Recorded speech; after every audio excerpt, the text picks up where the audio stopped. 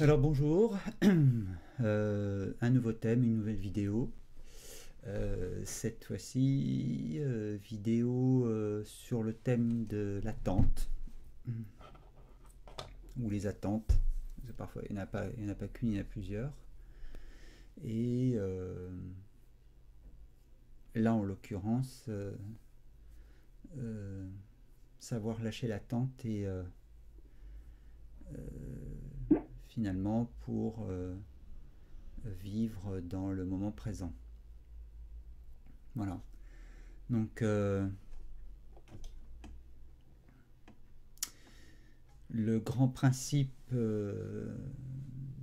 du moi dans la construction dans laquelle il est fait, c'est évidemment dès lors qu'il entreprend quelque chose, que ça soit entreprendre une nouvelle relation ou tout simplement commencer à faire quelque chose, inéluctablement en fait l'attente prend place. Il y a une attente de résultat, il y a une attente que quelqu'un se conforme à l'idée qu'on se fait d'elle ou de lui, et il y a l'idée que quand on aime quelqu'un, on attend que cet amour nous soit restitué. Bref, on est toujours dans l'attente de quelque chose vis-à-vis de quelqu'un. Or, euh, il en est de même aussi, par exemple, par rapport à la méditation. Dès lors que, et c'est même là d'ailleurs que c'est encore plus peut-être sournois qu'ailleurs, dans le sens où s'il y a bien un domaine finalement où ça va être encore plus euh, délétère qu'autre chose, c'est bien dans le domaine de la méditation. Euh, Parce que le but de la méditation, c'est être dans le moment présent. Le fait d'attendre, en fait, on n'est déjà plus dans le moment présent, on est dans l'instant d'après, dans l'attente de l'instant d'après, c'est-à-dire dans l'attente d'un résultat. Dès lors qu'il y a cette attente de résultat, on quitte le moment présent. Donc c'est pour ça qu'il est, euh, à mes yeux, important de savoir lâcher cette attente pour simplement revenir dans le moment présent. Parce que dès lors qu'en effet il y a une attente, on quitte le moment présent pour se projeter dans un futur plus ou moins proche, et avec une idée de ce que ce futur va être et des résultats de ce futur par rapport en effet à ce qu'on aura entrepris, ou que ça soit à titre personnel ou à titre professionnel ou à titre dans un cadre relationnel, dans une relation amoureuse. Dès lors qu'en effet on... quelque chose débute, il y a forcément le système des attentes qui s'enclenche. Alors inutile de vous dire que plus les attentes sont importantes, pire la tension est, et pire la déception peut aussi être, puisque la chute est grande dès lors qu'on s'amuse à monter très haut. Voilà. Et finalement, vivre sans attente devient véritablement un art de vivre aussi, en soi, parce que plus on les laisse tomber, moins de déceptions on rencontre. Euh, c'est, comment dire, c'est quasi mathématique. Et c'est ainsi que finalement on vit beaucoup mieux sa vie, c'est-à-dire que on ne fait plus les choses en attendant un retour, on les fait parce qu'on a envie de le faire, ou alors on ne le fait pas. Et ça veut dire aussi forcément qu'on laisse tomber aussi les attentes des autres. Parce que si on fait des choses en attendant un retour, ne serait-ce que vis-à-vis de soi ou vis-à-vis de ce qu'on a entrepris ou vis-à-vis de l'autre, il est évident que l'autre fonctionne de la même manière. C'est-à-dire que l'autre a aussi des attentes et auxquelles évidemment nous ne ne sommes pas du tout obligés de répondre, nous n'y sommes pas soumis. La seule personne qui nous puisse nous soumettre à cette attente, c'est nous, c'est soi-même. Donc c'est un art de vivre, comment dire, au cœur duquel finalement si soi-même on est arrivé, on est parvenu à ne plus vivre dans ces attentes, dans cette attente, on invite l'autre finalement par notre exemple à en faire autant. En définitive, on le fait gagner en liberté. Et la liberté, c'est ce que nous cherchons tous. Seulement, comment se libérer intérieurement si ces attentes sont toujours présentes. Donc c'est voilà encore un des aspects de notre vie qu'on peut être à même de regarder, comment dire, d'être dans ce constat qu'on est dans l'attente. Et finalement, quand on s'aperçoit quand on lâche l'attente, en fait, que l'attention en deux mots, non pas en un seul, mais l'attention disparaît au profit de l'attention en un seul mot. Voilà. C'est-à-dire que finalement, on n'est plus dans des supputations, dans une imagination de ce qui pourrait arriver. On fait des choses et on les fait par plaisir et sans savoir en fait quelles conséquences elles pourront avoir, quelles retombées ça pourra avoir. On le fait juste parce qu'on a envie de le faire et non pas parce que derrière on va récupérer quelque chose. Donc du coup, on cesse de rentrer dans un jeu dans lequel on sera de toute façon, on risque d'être perdant, qui dit que dans une relation, on va entreprendre tel ou tel comportement, on va adopter tel ou tel comportement, entreprendre telle chose vis-à-vis de l'autre, parce que ce qu'on attend derrière, c'est que l'autre puisse en retour nous apporter ce qu'on attend. Donc c'est un art de vivre où la déception n'existe plus, mais juste le plaisir de vivre maintenant et de vivre finalement sans contrainte, c'est-à-dire qu'on ne se contraint plus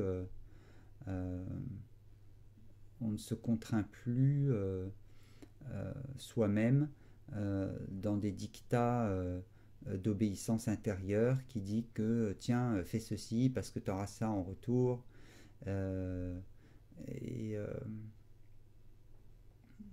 Donc c'est une forme en effet de se libérer personnellement et d'être en fait de plus en plus, j'allais dire, d'être de plus en plus dans cette spontanéité et cette authenticité finalement, puisqu'il n'y a plus de calcul de la part du mental qui élabore derrière toujours qui échafaude toujours des théories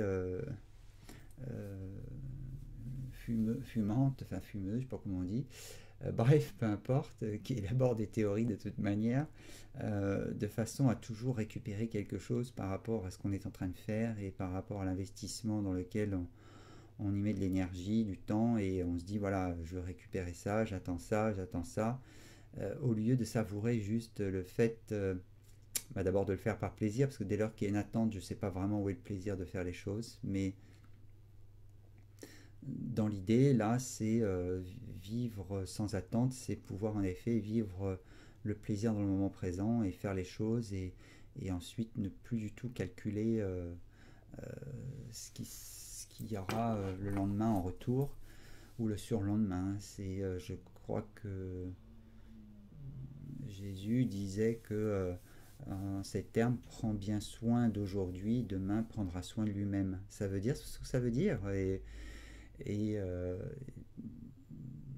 ça veut dire que si on fait les choses telles qu'on pense devoir les faire sur le moment, telles qu'on a envie de les faire aussi sur le moment, il n'y a pas que le devoir, il y a aussi l'envie, mais telles qu'on conçoit les faire sur le moment, en fait, les choses retomberont d'elles-mêmes toutes seules et, euh, et être dans l'attente, c'est déjà se plonger dans un futur qui n'existe pas, c'est être dans des suppositions qui ne restent que des suppositions, c'est déjà s'imaginer un futur qui ne sera sûrement pas celui auquel vous attendez. Donc pourquoi s'amuser à plonger dans un futur qui n'existe pas et autant rester dans le plaisir du moment présent euh, et pouvoir en fait goûter le moment présent et goûter ce que vous faites dans le moment présent et juste s'arrêter à ça et puis bah, le reste se fera de lui-même ou ne se fera pas mais ça n'a que très peu d'importance puisque vous-même vous apprenez à vivre sans attente et donc à être comblé dans le moment présent. Euh, Ensuite, si c'est vis-à-vis de quelqu'un, bah, que la personne apprécie ou pas ce que vous avez fait pour elle, dit pour elle ou donné, ou ce que vous avez pu lui donner, vous l'avez fait en vous faisant plaisir et non pas en attendant de l'autre côté que quelque chose vous soit restitué. Alors ceci évidemment peut aussi fonctionner dans le milieu du travail, sauf que il y a un petit bémol, c'est que quand on est dans le milieu du boulot, euh, il y a un patron qui a des attentes vis-à-vis de vous par rapport en effet des objectifs. Euh, et là en général, ce sont des attentes qui sont explicites la plupart du temps. C'est-à-dire que votre N plus 1 vient vous voir en disant écoute, voilà l'objectif pour toi dans les prochaines semaines, c'est d'atteindre tel quota, tel machin, tel résultat, et on attend ça de toi. Voilà. Et là, en tous les cas, c'est bien explicite. Et vous savez que votre tâche consiste à remplir en fait cette mission. Parce que c'est davantage une mission que des attentes. Mais ça peut être formulé sous cette forme, j'attends de toi quelque chose. Mais là, c'est davantage une mission, et c'est une mission pour laquelle vous êtes payé, donc c'est très différent. Donc, et c'est votre boulot en même temps de la faire. Donc là, c'est vraiment dans un cadre. Maintenant, dans le cadre purement relationnel, euh, est induit l'idée que vous ne voulez pas décevoir. Donc, du coup, euh, vous allez faire les choses sur un plan professionnel pour satisfaire en effet la mission, mais derrière tout ça, il y a toujours des jeux relationnels personnels.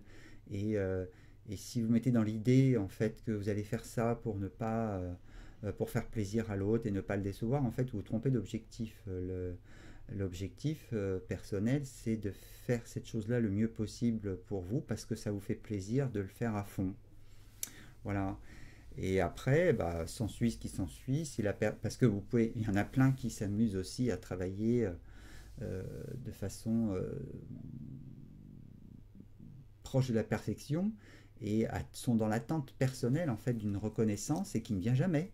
Donc vous imaginez bien la tension qui commence à monter pour ces personnes-là, et puis la déception surtout, et puis après l'idée de l'envie de ne plus avoir envie de bosser aussi bien, ou l'idée de changer de service. Enfin voilà, ça induit vraiment des tas de choses, les attentes. Donc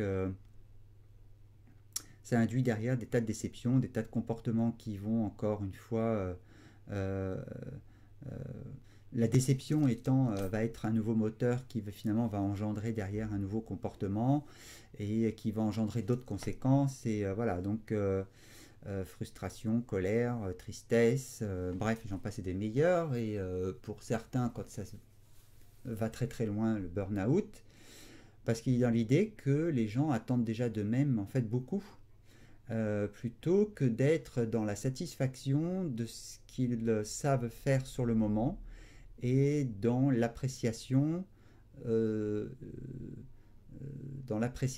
de ce qu'ils ont fait sur le moment et dans la reconnaissance personnelle de ce qu'ils ont fait. Mais beaucoup en fait attendent toujours de l'autre, d'un autre d'ailleurs, cette reconnaissance, cette appréciation, plutôt que de commencer par soi-même. Donc on voit à quel point en effet l'attente vis-à-vis de soi ou vis-à-vis d'un tiers en fait est quelque chose d'assez délétère finalement, à la fois souvent dans les résultats d'ailleurs, mais pas seulement. C'est là où c'est beaucoup plus délétère finalement, c'est dans le plaisir de vivre sa vie en étant authentique et en étant le plus sincère vis-à-vis de soi-même. C'est toujours une démarche vis-à-vis de soi-même. C'est toujours une démarche d'intégrité vis-à-vis de soi-même. Donc voilà, c'était une petite vidéo sur les attentes. Personnellement, j'ai fait toutes les conneries du monde euh, possibles liées à ces attentes. Euh, J'étais un spécialiste de l'attente et finalement j'ai eu, comme j'étais un passionné perfectionniste, du coup je mettais toujours des barres qui étaient mais enfin, même le meilleur perchiste du monde n'aurait jamais pu espérer même l'atteindre, ni même y en rêver, tellement en effet les barres que je plaçais étaient toujours très hautes. J'attendais toujours des résultats absolument fantastiques, et je n'ai eu dans ma vie que des déceptions et des colères, et où j'avais beaucoup de reproches vis-à-vis des tiers, vis-à-vis de moi-même, et donc ça générait des colères de plus en plus fortes. Parce que je partais du principe que comme j'attendais beaucoup de moi, je partais du principe qu'il fallait que j'attende et que je sois très exigeant envers les autres aussi. Seulement l'autre ne vit pas dans la même exigence que la vôtre, donc du coup forcément ça crée un décalage et des souffrances à la clé. Donc voilà, je pensais qu'il était important d'en parler tout simplement parce que ça peut vous éviter des années d'errance inutile, comme ça a été le cas pour moi. Je crois que d'abord j'ai mis du temps à me rendre compte que je vivais dans des attentes,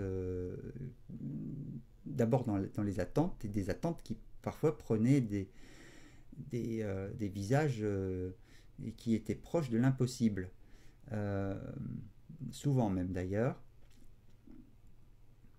Et finalement, la vie, c'est pas ça. La vie, c'est pas ça du tout. C'est pas être dans ces attentes-là. C'est être juste dans le moment présent et apprécier qui on est maintenant sans attendre de devenir autre chose. C'est apprécier ce qu'on sait réaliser dans l'instant présent, c'est le reconnaître. C'est apprécier aussi qui on est dans le moment présent en se disant oui, bon, bah, je suis bien comme ça, mais demain je serai mieux. Non, non, c'est simplement dire oui, j'apprécie ce que je suis aujourd'hui. Voilà, tel que je suis, et ça, c'est le reconnaître et l'apprécier, et sans attendre que l'autre l'apprécie à votre place. Parce que de toute façon, ce qu'il faut bien savoir, c'est que l'autre de l'autre côté attend la même chose en fait. Souvent, si un employé attend d'être reconnu comme un bon employé, souvent le N plus 1 ou le patron en fait attend d'être reconnu comme étant un bon patron par ses employés. Voilà, tout le monde vit dans cette attente que l'autre le reconnaisse. Et si vous-même vous savez reconnaître qui vous êtes et vous savez l'apprécier finalement, vous montrez aux autres juste sans pour autant l'expliciter verbalement, mais vous savez, enfin, les autres comprennent petit à petit par votre exemple que c'est ce chemin qui est à suivre sans que vous fassiez pour autant de prosélytisme parce que c'est ce que vous vivez. Euh, c'est vrai qu'il n'y a rien de pire que le prosélytisme parce que il y a souvent l'idée qu'il faut que tu vives comme ça. Euh, donc du coup, euh, enfin, à partir du moment où on dit à une personne il faut que, vous attendez que, forcément. Et du coup, la personne comprend que vous attendez d'elle quelque chose. Et du coup, elle vit aussi dans une tension parce qu'elle est dans l'obligation d'un résultat. Donc du coup, le il faut, quand on commence à parler d'un art de vivre, c'est mal commencer euh, comment dire, c'est mal commencer l'enseignement qu'on veut donner à une personne. C'est simplement, comment dire, il vaut mieux partir du principe que vous lui donnez votre opinion à propos d'une manière de vivre votre vie, mais pas en fait dans il faut que tu fasses pareil. Euh, voilà. Donc voilà, cette petite vidéo très courte sur l'art de vivre sans attente, parce que c'est un art de vivre en fait où vous êtes, vous respirez, vous êtes, vous savez, vous n'avez plus d'oppression et vous laissez les choses se faire à leur rythme et vous obtenez les résultats euh, vous, ob- que vous obtenez et si ça vous plaît pas, ben, si cela vous convient pas, ben, c'est pas grave, c'est à vous de réajuster le tir et de faire en sorte que la prochaine fois euh, vous puissiez perfectionner ce que vous êtes en train de faire de façon à obtenir un résultat qui soit plus proche euh, de votre comment dire de votre besoin de satisfaction, voilà. Mais vivre dans une attente en se disant si je fais ça j'aurai ça, c'est peine perdue parce qu'en fait euh, vous n'avez absolument pas la garantie que c'est ça qui va être obtenu. Euh, c'est l'idée de n'être jamais déçu en fait de ce que l'on obtient. Ensuite, on peut ne pas aimer ce qu'on obtient, mais dans ces cas-là, si on n'aime pas ce qu'on obtient, on sait aussi comment on a fait pour obtenir ce qu'on obtient et qui ne nous plaît pas. Donc, comment dire donc il nous reste simplement à il nous reste simplement à modifier notre façon de faire, notre comportement pour en fait obtenir quelque chose qui nous plaît davantage. Mais être dans l'anticipation de ce qu'il pourrait en résulter en fait est une erreur. Être dans le plaisir de ce qu'on est en train de faire maintenant est une attitude beaucoup plus appropriée parce que même si encore une fois ce qui est obtenu ne nous plaît pas tant que ça, euh, bah, ça a moins d'importance puisqu'on a été déjà dans le plaisir de faire quelque chose et de l'apprécier et ensuite à nous de modifier les conséquences et de, et de rectifier notre tir si on veut en fait être satisfait de ce qu'il adviendra par la suite. Donc voilà, oui, c'est un art de vivre. Je sais pas pourquoi, je passe du coq à l'âne, je sais pas pourquoi il y a autant de lumière sur mon visage là, alors que l'appartement n'est pas spécialement, les lumières sont pas spécialement allumées, je comprends pas. Bon bref, c'est pas tellement important, mais je m'aperçois en levant les yeux que je suis plus blanc que blanc. Bon, bref, voilà. C'était une petite vidéo sur les attentes. Je m'attendais pas à avoir un visage aussi blanc sur la vidéo. Mais bon, ça n'a pas tellement d'importance. Euh, Puis voilà, et puis il y a aussi l'idée que, pour finir cette vidéo, parce que ça m'y fait penser, c'est qu'on peut avoir aussi des surprises, parfois des surprises bien meilleures que celles qu'on attendait. Et, euh, bon, là, c'est plutôt le bon aspect des choses, mais ça peut être aussi, comment dire, l'attente peut être génératrice de stress et d'angoisse, elle l'est de toute façon. Et bien souvent, parfois, on a des résultats qui sont bien meilleurs que ceux qu'on attendait. Donc là encore, c'est toujours revenir au plaisir du moment présent par rapport à ce qui est fait et être satisfait de ce qu'on a fait. De toute façon, enfin, comment vivre dans l'insatisfaction permanente de ce qu'on fait en sachant, enfin, c'est être insatisfait de ce qu'on fait, ça revient à dire qu'on pourrait faire les choses autrement. Ben dans ces cas-là, si on peut faire les choses autrement, autant les faire autrement tout de suite. Donc, vous voyez, c'est un peu le chat qui se mord la queue. C'est euh, quand finalement les résultats arrivent et qu'on n'en est pas satisfait, en fait, il y a l'idée qu'on aurait pu faire autrement. Mais pour autant, la manière dont on a procédé était la seule qu'on pensait bonne sur le moment. Et c'est comme ça qu'on a fait. Ou alors c'était parce qu'on avait que ces capacités-là sur le moment. Et être dans cette satisfaction revient à dire qu'on aurait pu faire autrement. Mais la réalité montre que non. La réalité montre qu'en fait, on a fait les choses telles qu'on pensait devoir les faire ou telles qu'on pensait bonnes à faire sur le moment et pas autrement. Voilà.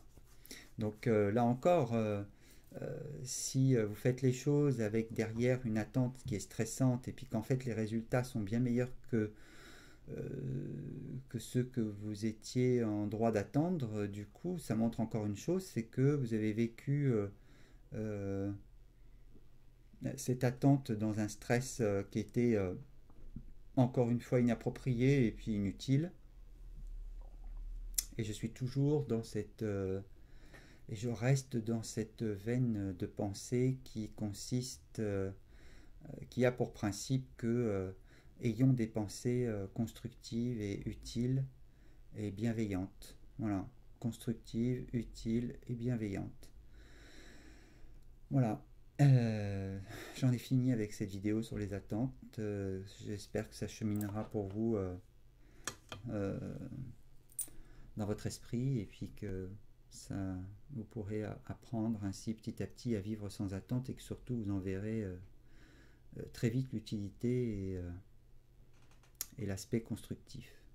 Bonne journée à vous. Encore une fois, si vous avez des questions, n'hésitez pas à réagir à la vidéo, soumettez-moi des sujets, posez-moi des questions par rapport à vos domaines de vie, vos difficultés, parce que moi ça me permettra de pouvoir poster d'autres vidéos sur les sujets que vous me soumettrez. Voilà. À ciao, bye.